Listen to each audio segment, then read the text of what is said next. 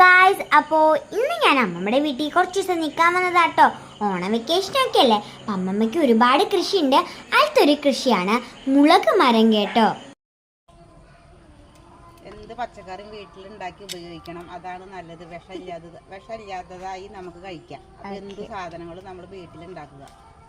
അപ്പോൾ അമ്മമ്മയ്ക്ക് ഇവിടെ ഒരുപാട് കൃഷിയുണ്ട്, കൂർക്കേടൊക്കെ ഉണ്ട് കേട്ടോ. അപ്പം നമുക്കൊരു എക്സ്ക്ലൂസീവ് വീഡിയോ അമ്മമ്മേൻ്റെ ഉള്ള വീഡിയോ എന്തായാലും വരുന്നതാണ്. അപ്പോൾ അതാ കുറച്ചൊക്കെ ഞങ്ങൾ പൊട്ടിച്ചിട്ടുണ്ട്. അപ്പോൾ ഇനിയുള്ളത് ഞങ്ങൾ വീട്ടിലേക്ക് പോകുമ്പോൾ അമ്മമ്മ പൊട്ടിച്ചു തരാമെന്നാണ് പറഞ്ഞിട്ടുള്ളത്.